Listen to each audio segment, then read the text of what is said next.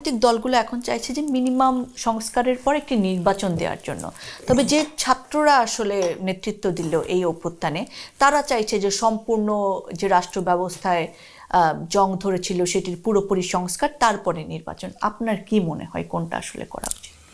আসলে ছাত্র বন্ধুরা একটা মারাত্মক সফল কাজ করেছেন।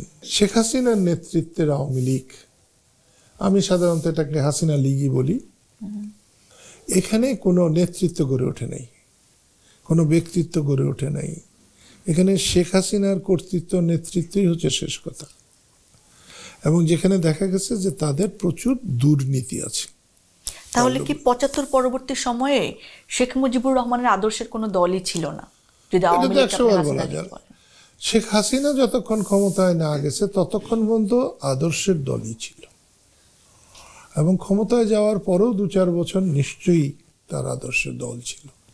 যখন ভোট চুরি করে ক্ষমতায় গেছে তখন থেকে তার আদর্শ বিচ্যুত হতে চেষ্টা করেছে। এই যে সংস্কার, কোনো সংস্কার করাই সম্ভব না এই সরকারের পক্ষে। এখানে একটা সংস্কার করার জন্যে তাদের আন্তরিক হওয়া উচিত, সেটা হচ্ছে নির্বাচনের প্রক্রিয়াটা।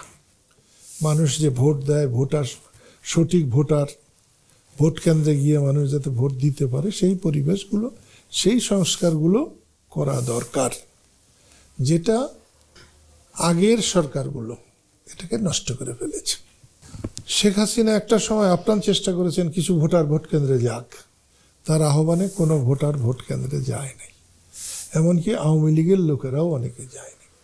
কিন্তু অধ্যাপক ইউনূসের আমলে যে নির্বাচনটা হবে, সেই নির্বাচন যদি আপনি সঠিকভাবে করাতে পারেন তাহলে ৮০% ভোটার ভোট কেন্দ্রে যাবে, এবং এত বিপুল পরিমাণ ভোটার ভোট কেন্দ্রে গেলে ভোটে চুরি করা খুবই কঠিন হয়ে পড়ে। আর যা চুরি করবে আসল ভোটের কাছে সেটা গন্তাই থাকবে না।